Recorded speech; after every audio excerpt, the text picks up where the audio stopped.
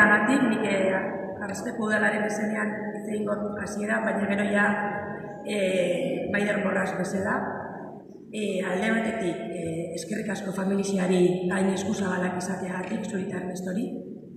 Eskerrik asko nekane, Arrasteko udalarentzako oso berezia dalako, herritar batei omenaldi hain politxa egitea, eta herrixai erakustia, bertan herritxarrak eta arrasaterrak izan dien emakume eta pertsonak zelako ondaria izten dauen bere bizitzan, ez? Orduen, eskerrik asko Arrasteko udalaren partetik.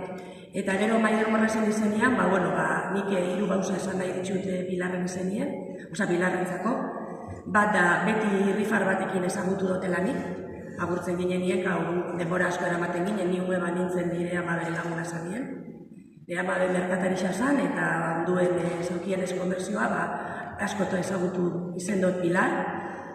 Batez ere bere feminismoaren aldea, eta hor eskerrak eman nahi dutzuet hemen zauzien emakume guztioi, guretzako erreferentziak izan zarielako.